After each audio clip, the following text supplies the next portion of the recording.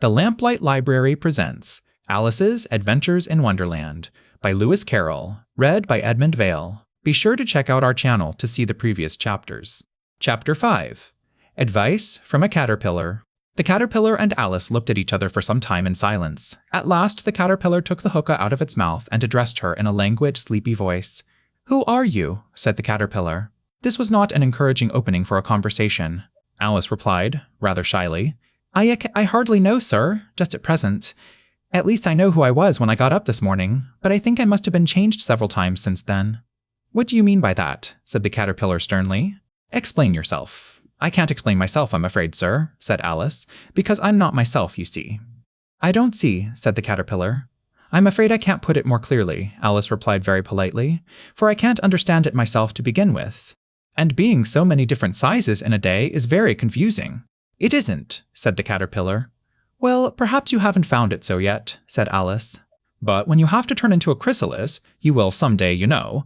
And then after that into a butterfly, I should think you'll feel it a little queer, won't you?" "Not a bit," said the caterpillar. "Well, perhaps your feelings may be different," said Alice. "All I know is, it would feel very queer to me." "You," said the caterpillar contemptuously. "Who are you?" Which brought them back again to the beginning of the conversation. Alice felt a little irritated at the caterpillar's making such very short remarks, and she drew herself up and said very gravely, "I think you ought to tell me who you are first." "Why?" said the caterpillar. Here was another puzzling question, and as Alice could not think of any good reason, and as the caterpillar seemed to be in a very unpleasant state of mind, she turned away. "Come back," the caterpillar called after her. "I've something important to say." This sounded promising, certainly. Alice turned and came back again. "Keep your temper," said the caterpillar. "Is that all?" said Alice, swallowing down her anger as well as she could. "No," said the caterpillar. Alice thought she might as well wait, as she had nothing else to do, and perhaps after all it might tell her something worth hearing. For some minutes it puffed away without speaking, but at last it unfolded its arms, took the hookah out of its mouth again, and said, "So you think you're changed, do you?" "I'm afraid I am, sir," said Alice. "I can't remember things as I used, and I don't keep the same size for 10 minutes together." "Can't remember what things?" said the caterpillar. "Well, I've tried to say, 'How doth the little busy bee?' but it all came different," Alice replied in a very melancholy voice. "Repeat, 'You are old, Father William,'" said the caterpillar. Alice folded her hands and began. "You are old, Father William," the young man said, "and your hair has become very white. And yet you incessantly stand on your head. Do you think, at your age, it is right?" "In my youth," Father William replied to his son, "I feared it might injure the brain. But now that I'm perfectly sure I have none, why, I do it again and again." "You are old," said the youth, "as I mentioned before, and have grown most uncommonly fat. Yet you turned a back somersault in at the door, sir. Pray, what is the reason of that?"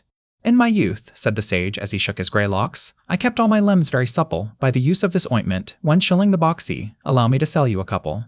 "You are old," said the youth, "and your jaws are too weak for anything tougher than suet. Yet you finished the goose with the bones and the beako. Pray, how did you manage to do it?" "In my youth," said his father, "I took to the law and argued each case with my wife, and the muscular strength which it gave to my jaw has lasted the rest of my life." "You are old," said the youth. "One would hardly suppose that your eye was as steady as ever. Yet you balanced an eel on the end of your nose. What made you so awfully clever?" "I have answered 3 questions, and that is enough," said his father. "Don't give yourself airs. Do you think I can listen all day to such stuff?"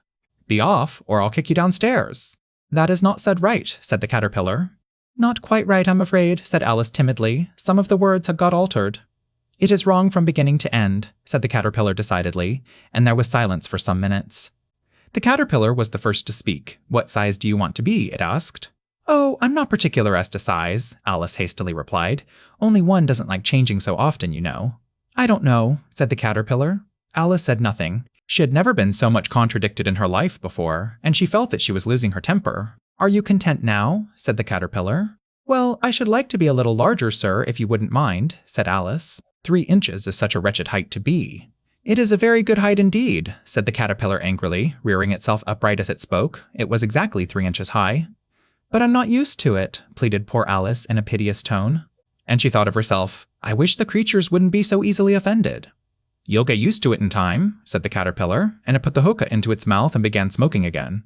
This time Alice waited patiently until it chose to speak again. In a minute or two, the caterpillar took the hookah out of its mouth and yawned once or twice, and shook itself. Then it got down off the mushroom and crawled away in the grass, merely remarking as it went, One side will make you grow taller, and the other side will make you grow shorter. One side of what? The other side of what? Thought Alice to herself. Of the mushroom, said the caterpillar, just as if she had asked it aloud, and in another moment it was out of sight. Alice remained looking thoughtfully at the mushroom for a minute, trying to make out which were the two sides of it, and as it was perfectly round, she found this a very difficult question. However, at last she stretched her arms round it as far as they would go, and broke off a bit of the edge with each hand. And now, which is which? She said to herself, and nibbled a little of the right hand bit to try the effect. The next moment she felt a violent blow underneath her chin. It had struck her foot. She was a good deal frightened by this very sudden change, but she felt that there was no time to be lost, as she was shrinking rapidly, so she set to work at once to eat some of the other bit. Her chin was pressed so closely against her foot that there was hardly room to open her mouth, but she did it at last, and managed to swallow a morsel of the left-hand bit. "Come, my head's free at last," said Alice in a tone of delight, which changed into alarm in another moment, when she found that her shoulders were nowhere to be found. All she could see, when she looked down, was an immense length of neck, which seemed to rise like a stalk out of a sea of green leaves that lay far below her. "What can all that green stuff be?" said Alice. "And where have my shoulders got to? And, oh, my poor hands, how is it I can't see you?" She was moving them about as she spoke, but no result seemed to follow, except a little shaking among the distant green leaves. As there seemed to be no chance of getting her hands up to her head, she tried to get her head down to them, and was delighted to find that her neck would bend about easily in any direction, like a serpent. She had just succeeded in curving it down into a graceful zigzag, and was going to dive in among the leaves, which she found to be nothing but the tops of the trees under which she had been wandering, when a sharp hiss made her draw back in a hurry. A large pigeon had flown into her face and was beating her violently with its wings. "Serpent!" screamed the pigeon. "I'm not a serpent," said Alice indignantly. "Let me alone." "Serpent, I say again," repeated the pigeon, but in a more subdued tone, and added with a kind of sob, "I've tried every way, and nothing seems to suit them." "I haven't the least idea what you're talking about," said Alice. "I've tried the roots of trees, and I've tried banks, and I've tried hedges," the pigeon went on, without attending to her. "But those serpents, there's no pleasing them." Alice was more and more puzzled, but she thought there was no use in saying anything more till the pigeon had finished. "As if it wasn't trouble enough hatching the eggs," said the pigeon, "but I must be on the lookout for serpents night and day. Why, I haven't had a wink of sleep these 3 weeks." "I'm very sorry you've been annoyed," said Alice, who was beginning to see its meaning. "And just as I'd taken the highest tree in the wood," continued the pigeon, raising its voice to a shriek, "and just as I was thinking I should be free of them at last, they must needs come wriggling down from the sky." Serpent, but I'm not a serpent, I tell you," said Alice.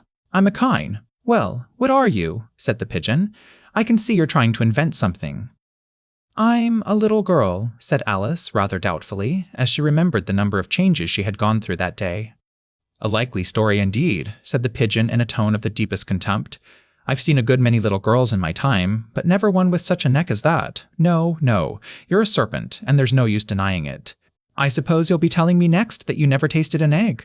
"I have tasted eggs, certainly," said Alice, who was a very truthful child. "But little girls eat eggs quite as much as serpents do, you know." "I don't believe it," said the pigeon. "But if they do, why then they're a kind of serpent, that's all I can say." This was such a new idea to Alice that she was quite silent for a minute or two, which gave the pigeon the opportunity of adding, "You're looking for eggs, I know that well enough. And what does it matter to me whether you're a little girl or a serpent?" "It matters a good deal to me," said Alice hastily, "but I'm not looking for eggs as it happens, and if I was, I shouldn't want yours. I don't like them raw." "Well, be off then," said the pigeon in a sulky tone, as it settled down again into its nest. Alice crouched down among the trees as well as she could, for her neck kept getting entangled among the branches, and every now and then she had to stop and untwist it. After a while, she remembered that she still held the pieces of mushroom in her hands, and she set to work very carefully, nibbling first at one and then at the other, and growing sometimes taller and sometimes shorter, until she had succeeded in bringing herself down to her usual height. It was so long since she had been anything near the right size that it felt quite strange at first, but she got used to it in a few minutes and began talking to herself as usual. "Come, there's half my plan done now. How puzzling all these changes are. I'm never sure what I'm going to be from one minute to another. However, I've got back to my right size. The next thing is to get into that beautiful garden. How is that to be done, I wonder?" As she said this, she came suddenly upon an open place, with a little house in it about 4 feet high. "Whoever lives there," thought Alice. "It'll never do to come upon them this size. Why, I should frighten them out of their wits." So she began nibbling at the right-hand bit again, and did not venture to go near the house till she had brought herself down to 9 inches high. I hope you enjoyed this chapter from Alice's Adventures in Wonderland. Click here to watch Chapter 6 on our channel.